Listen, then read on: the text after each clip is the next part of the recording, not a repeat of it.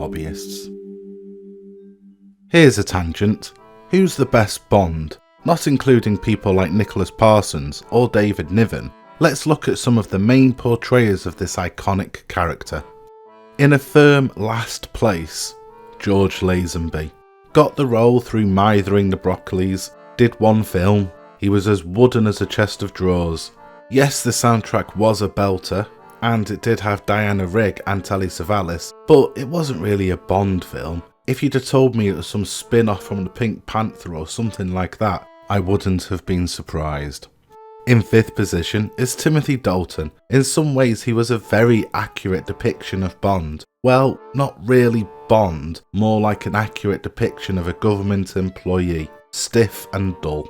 Now, we don't have a 4th place, but we do have a tie for 3rd between Pierce Brosnan, who was a great Bond for the 90s. If he wasn't busy with Remington Steele, he may have even been a great Bond for the 80s. Also, the issue I found though with his Bond was marketing, as the films were just an exercise to advertise BMWs, Nokia mobile phones, or a T-55 tank. Sadly again, it wasn't overly Bond-esque, and more of a 90s action film to wow with what effects teams can now do.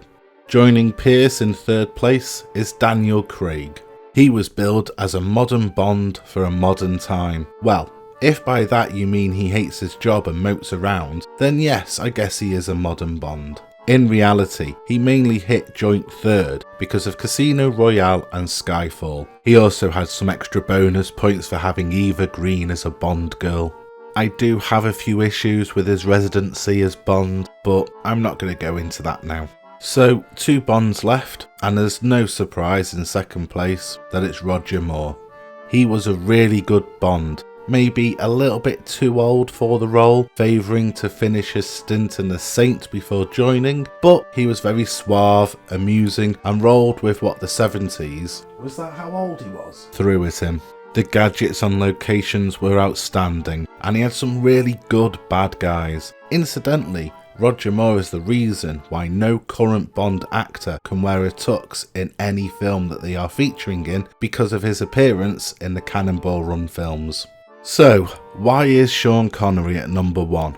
Well, that's easy. He was, and he will always be, Bond. Just look at his performance on screen. He was from Glasgow, and looking at anecdotes from Michael Caine, Connery was as no-nonsense off-camera as on-camera. Whenever I think of Bond, I always think of Sean Connery. He was so much of a Bond, he was even Bond in a couple of unofficial Bond films. He played a damn good James Bond in Never Say Never Again, which I think is a great film. In the film The Rock, where he is an imprisoned British spy that has to help Nick Cage kick Ed Harris's ass, he's definitely Bond in that.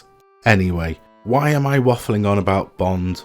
Well, if Connery wasn't Bond in Goldfinger, Erno Goldfinger would have obliterated the world's gold supply from Fort Knox. He would have then had more power and more sway on a global stage. And as discussed before, Ronald Reagan, who was also a man of power, had a Subaru Brat. And as Goldfinger had stables and other land, he may have also decided to get a Brat. And as the song goes, he loves only gold. So it's possible he would have had a golden Brat. How's that for a tenuous link?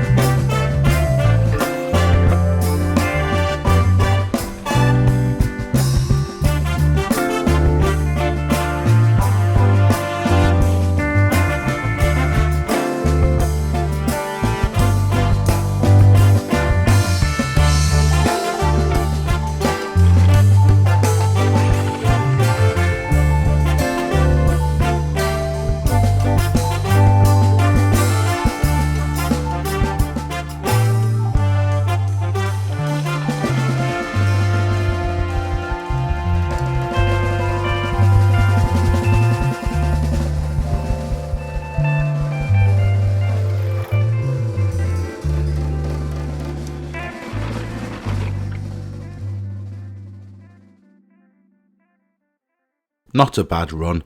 It turns out that we had a screw loose, but there's nothing surprising about that. Anyway, here's a few outtakes for you.